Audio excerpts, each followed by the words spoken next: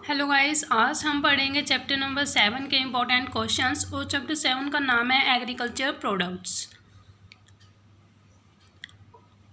चलो स्टार्ट करते हैं। इवेलुएट करना है स्ट्रेंथ और वीकनेस इंडिया के एग्रीकल्चर सेक्टर की। ओके,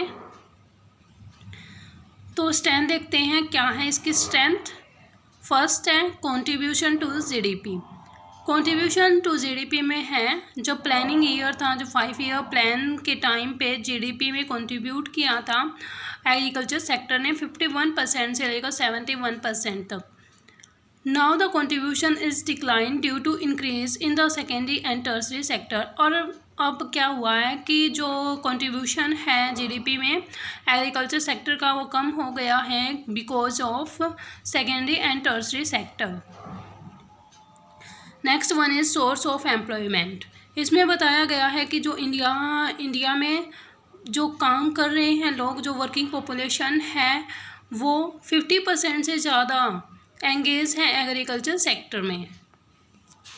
नेक्स्ट है supply of food grains. Agriculture provide food grains to about 150 crore people of India. जो एग्रीकल्चर सेक्टर है वो प्रोवाइड करता है 150 करोड़ पीपल को ग्रेन्स। ठीक है। हाई प्रोडक्टिविटी में है जो प्रोडक्टिविटी है इंडियन एग्रीकल्चर की वो इंक्रीज़ हो गई है अब रिसेंट ईयर्स में।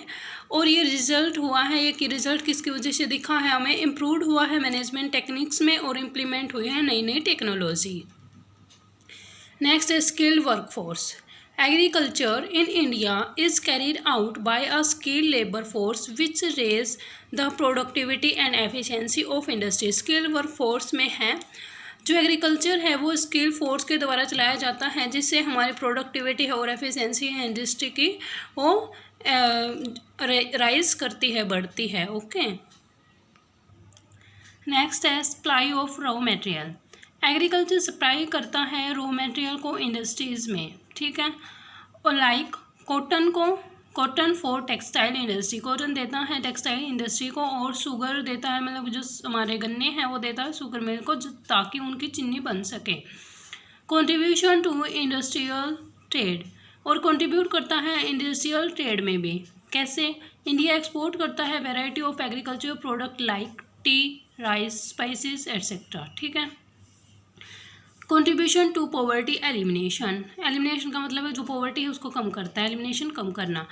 Agriculture sectors helps in elimination of poverty by generating income and employment for skilled and unskilled labours. इसमें बताया गया है जो एग्रीकल्चर सेक्टर है वो हेल्प करता है पॉवर्टी को कम करने में। कैसे? बाय जनरेटिंग इनकम जनरेट करके और एम्प्लॉयमेंट देकर स्किल्ड और अनस्किल्ड दोनों लेबर्स को। ये थे हमारे स्ट्रेंथ। एक बार और देखते हैं क्या क्या पढ़ा है हमने इसमें। स्ट्रेंथ में देखा हमने कंट्रीब्यूशन टू जीडीपी। एक सेकेंड, कंट्रीब्यूशन टू जीडीपी, जो एग्रीकल्चर सेक्टर है वो कंट्रीब्यूट करता है जीडीपी में। पहले जो 5 ईयर प्लान था जब उसने 51% से 71% तक कंट्रीब्यूट किया था, पर अब देखा गया है कि जो एग्रीकल्चर सेक्टर है उसमें एग्रीकल्चर सेक्टर ने कंट्रीब्यूशन कम कर दिया है जीडीपी में, क्योंकि राइज हुआ है सेकेंडरी और tertiary sector. Source of employment माना जाता है जो वर्किंग पॉपुलेशन है वो भी 50% से ज़्यादा एग्रीकल्चर सेक्टर में एंगेज है। आपके घर में भी होगा वो पर्सन जो बाहर काम करने जाते हैं और अपना खेती बाड़ी भी करते हैं। नेक्स्ट है supply of food grains. Food grains की सप्लाई करता है 150 करोड़ पीपल को ये फूड ग्रेन्स प्रोवाइड करता है। हाई प्रोडक्टिविटी होती है और ये देखा गया है कि अब ही ये हाई प्रोडक्टिविटी होने लगी है क्योंकि जो मैनेजमेंट है उसमें इम्प्रूवमेंट आया है, नई नई टेक्नोलॉजी का यूज़ करने लगे हैं। स्किल वर्कफोर्स में है जो एग्रीकल्चर सेक्टर में काम कर रहे लोग हैं वो स्किल्ड हैं और जिससे हमारी प्रोडक्टिविटी और एफिशिएंसी इंडस्ट्री की वो राइज हो गई है, बढ़ गई है। नेक्स्ट है सप्लाई ऑफ रॉ मटेरियल, और एग्रीकल्चर सेक्टर सप्लाई करता है रॉ मटेरियल इंडस्ट्रीज को, लाइक कॉटन देता है इंडस्ट्री को जिससे वो हमारे क्लोथ्स बना सकते हैं। और शुगर जो गन्ने हैं वो देता है शुगर मिल्क वालों को, ताकि उनसे चीनी बन सके। मतलब ये सारा सब कुछ कौन कर रहा है? एग्रीकल्चर सेक्टर ही कर रहा है, जिससे हमें पहनने को कपड़े मिलते हैं, खाने को खाना मिलता है। ठीक है। Contribution to industrial trade, contribution किया जाता है जीडीपी में था और है इंडस्ट्रियल ट्रेड में भी। इंडस्ट्रियल ट्रेड में कैसे? जो हमारे टी, राइस, स्पाइसेस ये कहाँ से आते हैं? सभी के सभी एग्रीकल्चर सेक्टर से आते हैं। ये किसको देते हैं? इंडस्ट्रीज़ को देते हैं, और फिर इंडस्ट्रीज़ आगे सप्लाई करती है और ये फॉरेन कंट्रीज़ में भी जाता है हमारा माल यहाँ से। कंट्रीब्यूशन टू पॉवर्टी एलिमिनेशन, और पॉवर्टी को भी कम करता है। जो हमारे स्किल्ड और अनस्किल्ड लेबर हैं दोनों इसमें एम्प्लॉयड होते हैं, एम्प्लॉयमेंट बढ़ती है इससे और इनकम जनरेट होती है। फिर क्या होगा? इनकम जनरेट होगी तो जो हमारी पॉवर्टी है वो कम होगी। नेक्स्ट है weaknesses.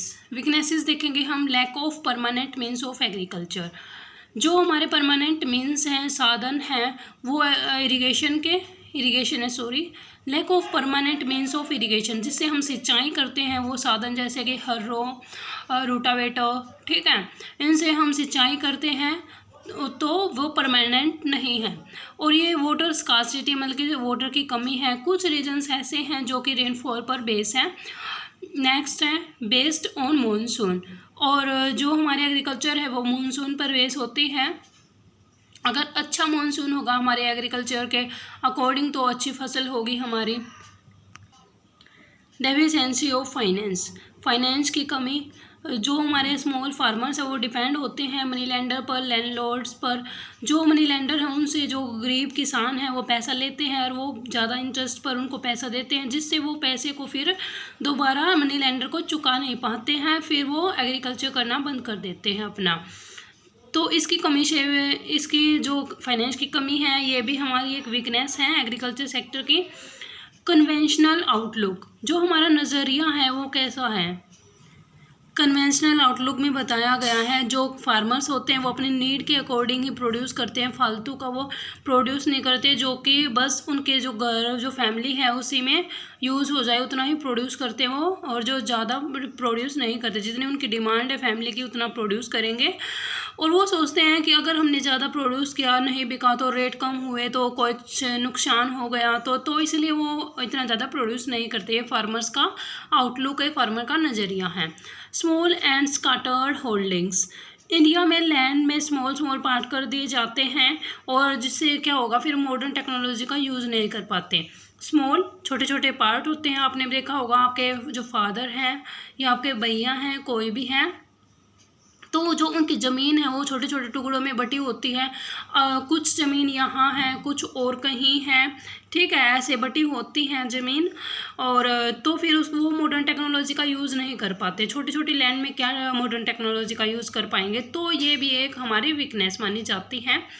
Lack of organized marketing system, organize marketing system नहीं होता, जो कि स्मॉल फार्मर्स है वो क्या करते हैं लोकल एरिया में, और या लैंडलॉर्ड को या मनी लैंडर को अपना जो कल्चर, जो उनकी फसल हुई है, जो प्रोडक्ट्स हैं उनके, वो सेल कर देते हैं यहीं पर लोकल एरिया में लैंडलॉर्ड को और मनी लैंडर को, वो भी कम रेट पे, क्योंकि जो मनी लैंडर हैं ये आगे क्या करते हैं ज़्यादा रेट में बेचते हैं, तो इससे भी उनका नुकसान होता है। तो ये थे हमारे weaknesses and strength of agriculture products. तो ये हमारा चैप्टर कंप्लीट होता है। इसमें ये इंपॉर्टेंट क्वेश्चन था, हमने देख लिया है। अगर आपका वीडियो अच्छा लगे तो प्लीज़ सब्सक्राइब माय चैनल, मैं आपसे बार बार रिक्वेस्ट कर रही हूँ, तो आप प्लीज़ एक बार सब्सक्राइब कर दो मेरे चैनल को, जिससे मुझे मोटिवेशन मिलेगा। Thank you for watching my video, like and share my channel.